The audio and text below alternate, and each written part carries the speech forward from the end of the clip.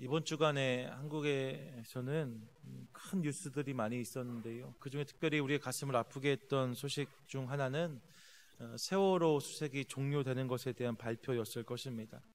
벌써 200일이 넘게 지나서 우리에게는 까마득하기도 하고 가물거리기도 하는데 210여일 된 어간에 아직까지도 찾지 못한 9명의 실종자 가족들이 이제는 수색을 그만하셔도 됩니다라는 기자회견을 했어요.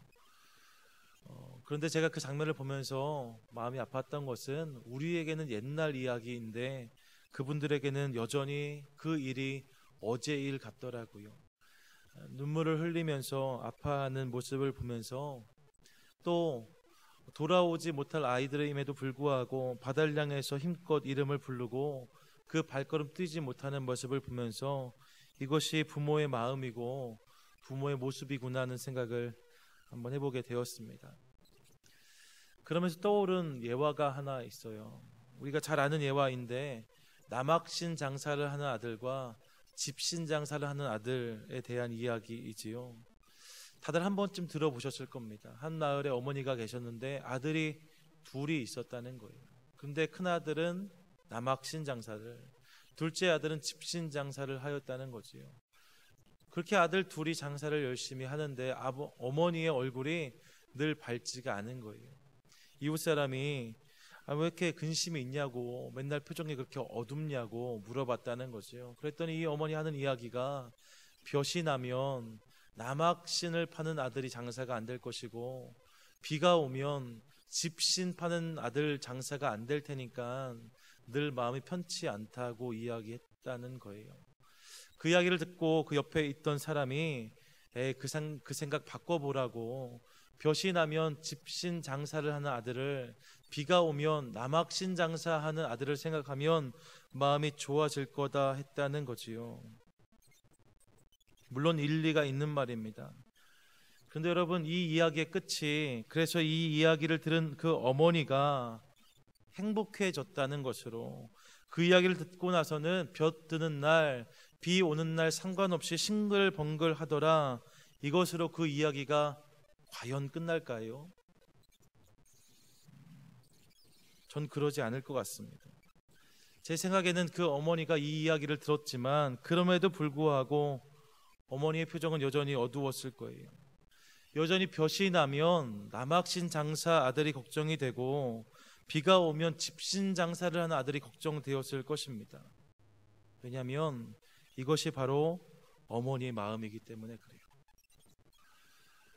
머리로 이해된다고 해도 마음이 따라가지 않는 것, 늘 연약하고 부족한 아들을, 또 자녀를 향하는 것, 이것이 어머니의 마음이고 부모의 마음이라는 거지요.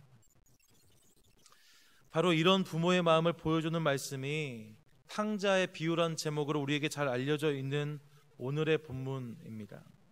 이 본문에서 우리는 다시 한번 부모의 마음, 아비의 마음을 만나게 돼요. 잘 아시는 이야기지만 다시 한번 본문을 되짚어 보자면 한 아버지에게 두 아들이 있었다는 것입니다. 그런데 둘째 아들이 이 아버지에게 무엇을 요구합니까?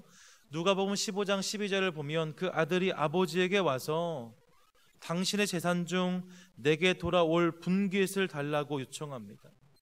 내게 돌아올 분깃이란 말이 근사해 보이지만 사실은 내가 상속받을 유산을 달라는 거예요. 지금도 마찬가지이지만 과거 이스라엘의 시대적인 배경 속에서 아버지가 멀쩡히 살아계시는데 그 아버지에게 유산을 요구한다? 사실 좀 납득하기 어려운 일이었을 것입니다. 그런데 지금 바로 그 둘째 아들이 이것을 요구하고 있다는 거예요. 뿐만 아니라 이 말도 안 되는 요구를 그 아버지가 들어주니까 13절을 보면 그 후 며칠이 안 되어 재물을 다 모아가지고 먼 나라로 떠났다라고 성경은 기록하고 있습니다. 유산을 요구한 것도 말이 안 되는데 그 유산을 주었더니 그것을 다 처분해 버리고요, 그것을 돈으로 만들어서 아버지와 상관이 없는, 아버지 보지 않는 먼 곳으로 떠나버렸다는 거예요. 이쯤 되면 누구 말 맞다나 막 가자는 거지요. 말도 안 되는 상황이 벌어지고 있는 것입니다. 우리 옛말에 후레자식이라는 말이 있어요.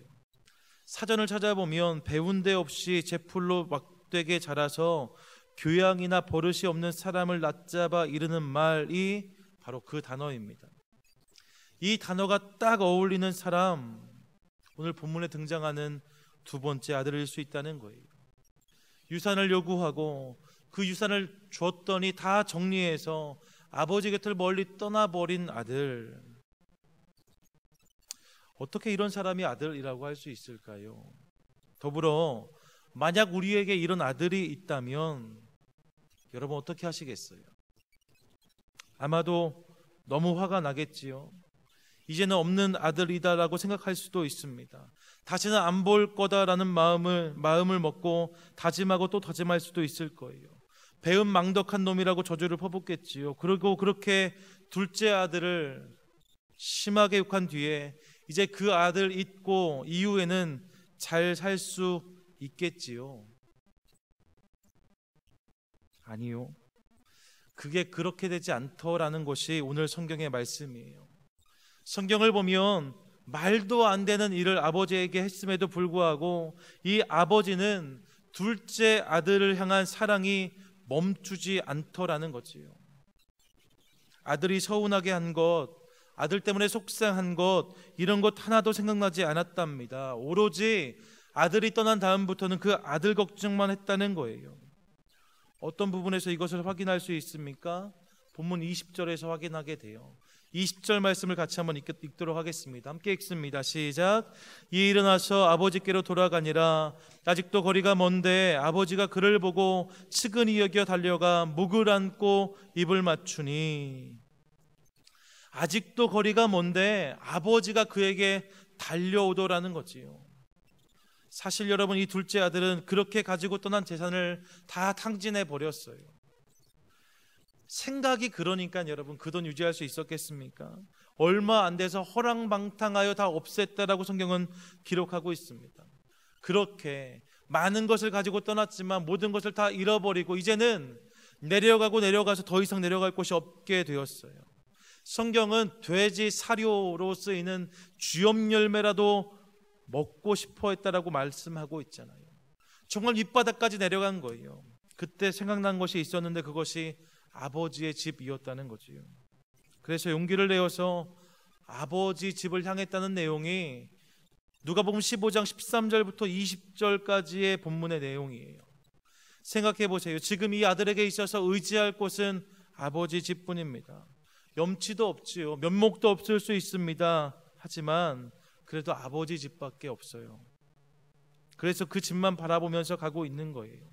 그렇다면 여러분, 상식적으로 누가 누군가를 먼저 발견한다면 아버지가 아들을 먼저 발견하는 게 맞을까요? 아니면 아들이 아버지를 먼저 발견하는 것이 맞을까요?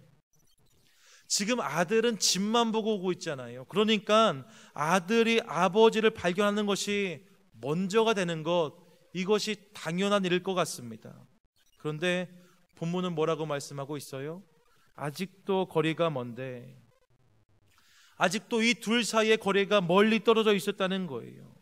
서로의 거리가 상당했던 것 같습니다. 아마도 이 아들이 지금 이 마을 어귀에 막 들어서기 시작했던 것 같아요. 어떻게 생각하면 잘 보지 않으면 저 사람이 누구인지 구별하기도 쉽지 않은 거리였던 것 같습니다. 그런데 여러분, 바로 그 거리에서 이 아들을 한눈에 알아본 사람이 있었다고 그래요. 집만을 바라보고 돌아오는 이 아들보다 먼저 그를 알아본 사람이 있었답니다. 그가 누구입니까? 그가 아버지예요. 우리는 이 사실을 볼 때 아버지가 아들이 떠난 그날부터 줄곧 이 마을 어귀만을 바라보고 있었다는 사실을 유추해 볼 수 있습니다. 어쩌다 발견한 게 아니에요. 아침에 일어나서 해가 어두워질 때까지, 아무것도 보이지 않을 때까지 아버지는 늘 문 앞에 서서 마을 어귀를 바라보고 있었다는 거지요. 동네 사람들이 그 아버지에게 이제는 잊어버리라고, 그런 아들 없는 셈 쳐도 되지 않겠냐고 말할 수 있었겠지만 그런 이야기가 귀에 들려오지 않았습니다. 그렇게 오매불망 기다리기를 매일, 드디어 오늘 그 아버지의 시야에 아들이 들어왔다는 거예요. 그리고 이어지는 본문을 보면 아버지가 그를 보고 달려가서 목을 안고 입을 맞췄다라고 기록하고 있습니다. 묻지 않아요. 따지지 않았답니다. 다그치지 않았대요. 그저 버선발로 달려와서 아들을 와락 안았답니다. 그리고 보고 싶었다고, 사랑한다고 고백했다는 거지요. 사랑하는 여러분, 성경은 이 모습이 바로 아버지, 우리 모두의 아버지 하나님의 모습이라고 우리에게 말씀하고 있습니다. 아직도 거리가 먼데, 아직도 나에겐 부족한 것이 많은데, 아직도 연약한데, 그럼에도 불구하고 주님을 멀리 떠나서 세상과 못하고 세상을 따르고 세상의 기쁨만을 쫓던 우리, 그런 우리를 향해서 달려오시고 안아주시는 분, 그분이 우리의 하나님 아버지시라는 거지요. 그분이 우리를 탓하거나 꾸짖지 않으신답니다. 우리를 모른 채 하지 않으신대요. 왜 그렇습니까? 그분이 우리의 아버지시기 때문에 그렇습니다. 우리 하나님은 바로 이런 사랑으로 오늘 우리의 삶을 안아주시는 분이라는 거지요. 그 사랑으로 말미암아 우리는 주님의 자녀가 되었고 주님의 백성이 되었습니다. 그리고 그 사랑으로 말미암아 오늘 이렇게 함께 모여서 주님께 예배할 수 있게 된 거지요. 사랑하는 여러분, 그렇게 혹 우리 가운데 그 아버지의 사랑이 느껴지지 않는 분이 계시다면 지금 이 시간, 이 순간 나에게 찾아와 안아주시는 아버지의 사랑을 당신의 것으로 경험할 수 있기를 간절히 소망합니다. 우리의 모습이 어떠하든지 이 하나님의 사랑을 확신하는 저와 여러분 될 수 있기를 간절히 소망합니다. 하나님 우리를 이렇게 사랑하신다는 거예요. 그런데 중요한 사실이 한 가지 있습니다. 그것은 오늘 본문의 말씀이 여기에서 끝나지 않더라는 거예요. 잃어버린 아들이 돌아왔고 아버지와의 관계가 회복되었는데 성경은 거기에서 말씀을 마치지 않고 25절을 이어가고 있습니다. 또 다른 이야기가 시작되고 있는 거지요. 바로 맏아들의 이야기입니다. 사실 오늘 본문을 담고 있는 누가복음 15장은 크게는 세 가지의 이야기를 담고 있어요. 앞에 두 가지 이야기는 잃어버린 양 비유, 그리고 잃어버린 드라크마 비유가 바로 그것입니다. 그리고 세 번째 이야기로 잃어버린 아들 이야기가 등장하는 거지요. 그리고 이 세 가지의 이야기는 하나처럼 소개되고 있어요. 그래서 동일한 패턴을 가지고 있습니다. 잃어버렸고 찾아 나섰고 찾게 되었다는 거예요. 세 가지의 이야기가 이 똑같은 패턴을 반복하고 있습니다. 동시에 이 세 이야기를 가만히 보면 그 잃어버린 것의 비중이 점점 커지고 있다는 것을 발견할 수 있게 돼요. 잃어버린 양은요 100마리 중에 하나였대요. 1%입니다. 드라크마를 잃어버렸지요. 그 드라크마는 10개 중에 하나였답니다. 10%를 잃어버린 거예요. 그런데 여러분, 잃어버린 아들 비율을 보면 두 아들 중에 하나랍니다. 50%를 잃게 되었다는 거예요. 그러니까 누가복음 15장은 잃어버렸고 찾으러 나섰고 찾게 되었다는 이야기를 점점 더 심화시켜서 해가고 있다는 거예요. 그런데요, 이렇게 동일한 이야기가 진행되는데 세 번째 이야기에 와서 두 앞에 있는 두 이야기에는 있는데 세 번째 이야기에는 없는 중요한 요소가 한 가지 발견되게 됩니다. 그것이 무엇인가? 그것이 찾는 이예요. 잃어버린 양의 비유를 보면 이 양을 찾아 나선 목자가 있었다라고 말씀합니다. 잃어버린 드라크마 비유를 보면 그 드라크마를 찾으려고 애쓰는 여인이 등장합니다. 그런데 여러분, 정말로 중요한 아들을 잃어버린 비유에서는 이 아들을 찾아 나선 사람이 등장하지 않아요. 잃어버린 것의 가치, 잃어버린 것의 비중이 훨씬 커졌는데 그것을 찾아 나선 사람이 없더라는 거지요. 물론 아버지가 있었어요. 하지만 어떠한 이유에서였는지 모르겠으나 이 아버지는 아들을 찾아 나서지 못합니다. 대신 간절한 기다림으로 이 아들을 기다려요. 그러면 우리는 당연한 질문을 하나 떠올릴 수 있게 됩니다. 그것이 무엇이에요? 이 세 번째 이야기에서 잃어버린 아들을 찾아와야 될 사람이 누구냐는 거예요. 이 아들을 찾아서 아버지 앞에 데려올 사람이 누구였느냐? 이것이 당연하게 이어질 수 있는 질문이라는 거지요. 그런데 바로 이 질문을 하고 있는 우리에게 성경은 세 번째 이야기를 마치면서 25절에서 한 사람을 소개한다는 거예요. 그 사람이 누구입니까? 바로 맏아들이에요. 25절 말씀 같이 한번 읽어볼까요? 25절 같이 읽겠습니다. 시작. 맏아들은 밭에 있다가 돌아와 집에 가까이 왔을 때에 풍악과 춤추는 소리를 듣고, 25절부터 시작되는 이후의 말씀들은 어떻게 생각하면 필요가 없어 보이고 사족처럼 붙어있는 이야기 같은데, 여러분, 이 맏아들의 이야기는 바로 이러한 배경 속에서 등장하고 있다는 거지요. 왜일까요? 왜 예수님은 여기에 굳이 맏아들에 대한 이야기를 덧붙이고 계신 것일까?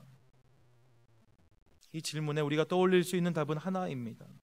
바로 우리가 찾고 있는 그 사람, 그가 바로 맏아들이라는 거예요. 동생을 찾아 나섰어야 하는 사람, 아버지가 그토록 기다리는 아들을 데려오기 위해서 애써야 했던 사람, 그가 누구입니까? 그가 바로 맏아들이었다는 거지요. 근데 그 아들이 그 일을 하지 않았다는 거예요. 동생을 찾아 나서는 것에 마음이 있지 않았답니다. 아침부터 밤늦게까지 아버지는 문에 서서 아들을 바라보는데, 문 어기만 바라보는데, 넋이 나간 사람처럼 그렇게 서 있는데, 이 아들은요 매일 밭으로만 나갔대요. 그 아버지의 마음을 헤아리려고 하지 않았답니다. 왜 그렇습니까? 몸은 집에 있지만 마음으로 아버지를 헤아리지 못했다는 거예요. 아버지의 마음, 아버지의 눈이 지금 어디를 향하는지에 관심이 없었다는 거지요. 이것이 바로 맏아들이 범한 우라고 성경은 우리에게 보여주고 있습니다. 사랑하는 여러분, 그렇다면 오늘 본문이 말씀하고 있는 이 맏아들이 누구일까요? 아버지 집에 머무는 자, 아버지와 함께 있다고 생각하는 자, 먼저 복음을 받아들였고 그래서 주님을 아버지라고 부르는 자. 그렇기 때문에 어떤 의미에서 이 맏아들은 저와 여러분이라고 할 수 있을 것입니다. 그런 우리에게 오늘 성경은 도전하고 있는 거예요. 여러분, 우리에게, 저에게 잃어버린 형제가 있답니다. 우리가 돌봐야 하는 형제가 있다라고 성경은 말씀하고 있어요. 사랑하는 여러분, 하나님은 우리를 사랑하십니다. 하지만 동시에 기억해야 되는 중요한 사실이 있는데, 그것은 주님은 우리만 사랑하는 것이 아니라는 거예요. 주님은 나를 사랑한 그 사랑으로 또 다른 영혼들, 우리 주변의 많은 사람들, 믿지 않는 죽어가는 수많은 심령들을 사랑하고 또 기다리신다는 거지. 그리고 주님은 오늘도 그 영혼들을 간절히 바라보고 계시다고 우리에게 말씀하고 있습니다. 이 아버지의 마음을 기억해야만 한다는 거예요. 그렇기 때문에 화목제에 대한 말씀들 속에 우리는 이 아버지의 마음을 발견하게 되는데요, 화목제에 대한 내용을 다루는 레위기 7장 15절 말씀 같이 한번 읽어볼까요? 7장 15절 같이 한번 읽겠습니다. 시작. 감사함으로 드리는 화목제물의 고기는 드리는 그날에 먹을 것이요 조금이라도 이튿날 아침까지 두지 말 것이라. 아멘. 화목제는요 하나님과의 관계를 위해서 드리는 예배예요. 속죄제나 속건제, 번제 같은 예배들은 다 의무제라고 합니다. 반드시 드려야 되는 거예요. 내가 드리기 싫다고 안 드릴 수 있는 게 아닙니다. 하지만 화목제는 자원제라고 말해요. 내가 내 결단과 의지를 가지고 하나님과의 화목을 위해서 드리는 예배, 감사해서 드리는 예배가 화목제라는 거지요. 그러니까 여러분, 이 예배에서는 당연히 하나님과 나만을 주목할 수 있어요. 그런데 오늘 본문을 보면 이 화목제를 드릴 때 화목제물의 고기를 다 먹어야 한다고 말씀하고 있어요. 다른 예배들은요 다 제물을 태워버립니다. 아니면 일부를 남기지요. 하지만 이 일부는 제사장의 몫이라고 성경은 말씀하고 있어요. 그런데 여러분, 화목제, 하나님과의 관계를 위해 드리는 이 예배에서 드려진 제물은 제물을 드린 사람이 그 제물의 앞다리 한 짝과 가슴살을 제외한 나머지 고기는 다 가져갔다는 거예요. 뿐만 아니라 그 고기를 다 먹어치우는 과정을 통해서 이튿날 해가 뜨기 전까지 이 고기를 다 해치우는 것을 통하여서 이 예배는 완료되었다라고 성경이 우리에게 말씀하고 있다는 거지요. 화목제물로 하나님과의 관계를 위해서 황소를 잡았습니다. 황소 한 마리 잡으면 몇 근이나 나올까요? 일반적으로 여러분 보통의 소를 잡으면 1200여 근 정도의 고기가 나온다고 그래요. 1200근이면 고기 잘 먹는 사람들이 최소 수백 경 이상이 붙어야지 이 고기를 먹을 수 있는 겁니다. 그런데 여러분, 그 고기를 언제까지 먹으라고 하는가? 그 예배를 드리고 다음날 해 뜨기 전까지 다 먹어치우라고 말씀하신다는 거예요. 고기를 남기면 예배가 무효랍니다. 어떻게 해야 될까요? 처음에는 우리끼리 먹으려고도 하겠지요. 하지만 이내 주변 사람들을 부르기 시작해야 될 거예요. 나하고 좀 서먹한 사람들도 불러야 될 것입니다. 조금 더 가면 나하고 좀 많이 관계가 안 좋은 사람, 혹은 원수가 되었던 사람까지도 불러야 될지 모릅니다. 왜요? 고기가 남으면 이 예배는 무효거든요. 마지막에 가서는 길거리에서 구걸하는 사람들까지 다 불러 모아와야만 이 고기가 동났을 것입니다. 결국 주변에 헐벗은 사람들까지 다 초대하여 돌보고 그들을 배부르게 할 때에 이 예배는 연락되었다는 거예요. 이것을 통해서 깨닫게 되는 것이 무엇입니까? 주님은 하나님과의 관계를 돈독히 하려는 나에게 우리 주변을 돌아보라고 말씀하신다는 거예요. 마태복음 5장 23절과 24절에서 보면 이렇게 말씀합니다. 제가 읽어드릴게요. 그러므로 예물을 제단에 드리려다가 거기에서 내 형제에게 원망 들을 만한 일이 있는 것이 생각나거든 예물을 제단 앞에 두고 먼저 가서 형제와 화목하고 그 후에 와서 예물을 드리라. 감사 예배를 드릴 때에, 화목제물을 드릴 때에 형제가 생각나거든 이라고 말씀하고 있어요. 우리가 일반적으로 생각할 때에 예배만큼 중요한 게 어디 있겠습니까? 하나님께 드리는 예배가 가장 중요한 거잖아요. 그런데 여러분, 예배를 드리려다가 형제가 생각나면요, 그 일을 먼저 하라고 말씀하고 있어요. 그 형제에게 가서 화목해지라고 말씀하고 있습니다. 원망 들을 만한 것, 서운하게 한 것, 미안한 것, 그 모든 것들을 풀어낼 때에, 그들을 돌보고 살필 때에 그 예배를 연락하시겠다고 말씀하신다는 거지요. 사랑하는 여러분, 이 말씀이 지금 저와 여러분, 우리를 향하고 있다는 것을 기억하시기 바랍니다. 그리고 그렇기 때문에 이 말씀 앞에서 먼저 아들 되고, 먼저 자녀 되고, 먼저 주의 백성 된, 그래서 지금 이렇게 예배하고 있는 우리 주변을 돌아볼 수 있기를 간절히 소망합니다. 우리 주변에 잃어버린 형제들, 하나님이 지금 애타게 기다리는 영혼들, 그들을 바라볼 수 있어야 한다는 거지. 내가 감사하는 것도 중요하지만 우리 주변에 감사하지 못할 사람들을 기억하는 것, 내가 예배하는 것도 중요하지만 우리 주변에 예배하지 않거나 예배하지 못하는 사람들을 기억하는 것, 내가 기뻐하는 것도 중요하지만 기뻐할 수 없는 자들을 기억하는 것, 이것이 중요하다는 것을 인정해야만 한다는 거예요. 동생을 찾는 일에 관심이 없고 그 아들을 기다리는 아버지 마음에는 관심이 없고 밭에만 나가며 아버지 집에 있다는 것에만 만족하고 있다면, 그리고 돌아온 동생을 인하여서 불평하고 불만하고 있다면, 여러분, 그것은 옳지 않은 거다라고 성경은 우리에게 말씀하고 있습니다. 우리가 아버지의 마음을 깨닫고 그 마음에 참여하게 될 때에 아버지는 우리를 통해서 웃으시고 우리는 아버지의 마음을 시원케 하는 자녀가 된다는 거예요. 그 마음이 있을 때에 비로소 우리는 아버지의 마음에 참여하는 주님의 자녀가 되는 것을 믿으시기 바랍니다. 이 마음을 기억하시는 것이 중요해요. 대단한 것을 나누지 않아도 됩니다. 큰 일을 하지 않아도 돼요. 몇 년 전에 아프리카에 사역하시는 한 선교사님을 뵐 일이 있었습니다. 여러 가지 이야기를 하다가 그분이 피식 웃으시면서 이런 이야기를 하는 거예요. 목사님, 제가 아프리카 동네에 나가면 아이들이 저를 엄청 좋아합니다. 당연히 좋아하겠지요. 근데 그 선교사님 말씀하시는 거예요. 정확히 말하면 제가 아니라 제 머리카락을 좋아해요. 아프리카 아이들은 머리가 꼬불꼬불해서 직모가 없잖아요. 근데 그 선교사님은 머리가 저 같지 않고요, 아주 길게 쭉 뻗은 단정한 머리거든요. 아이들이 그렇게 신기해 한다는 거예요. 선교사님 마을에 나가 있으면 아이들이 그 머리를 이렇게 쓰다듬어 보기도 하고 만져도 본다는 거지요. 그러면 아이들이 많이 모여 있을 때 선교사님이 머리카락을 하나 뽑으신대요. 그걸 하나 뽑아서 가장 앞에 있는 아이에게 그 머리카락을 들려주면요, 대단한 것을 받은 것처럼 이 아이가 소리를 지르면서 달려간다고 하더라고요. 그러면서 이 선교사님이 그렇게 해서 아이들이 웃을 수 있으면 난 대머리가 돼도 좋겠다라고 말씀하셨던 기억이 있어요.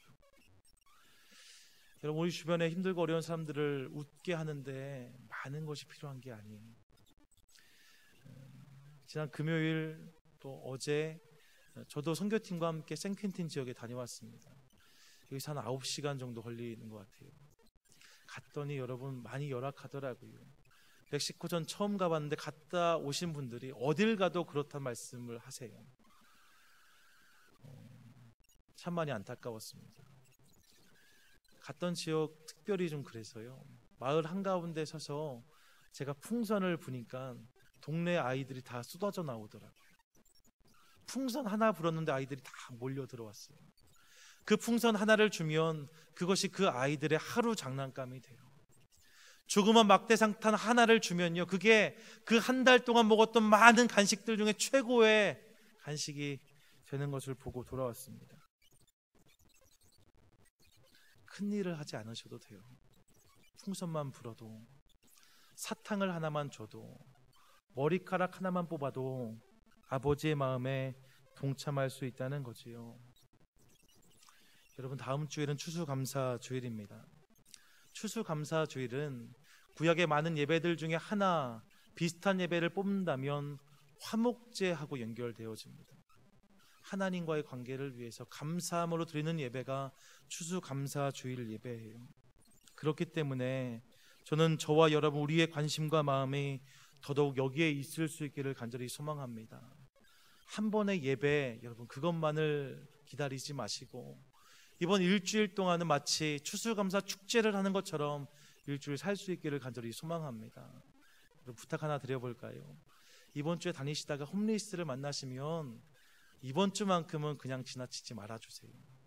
1불이라도 2불이라도 그거 받으면 마약한다고요? 그거 받으면 술 사 먹는다고요? 여러분, 그것은 우리가 알 바가 아닌 것 같아요. 일단 아버지 마음으로 전해주는 거예요.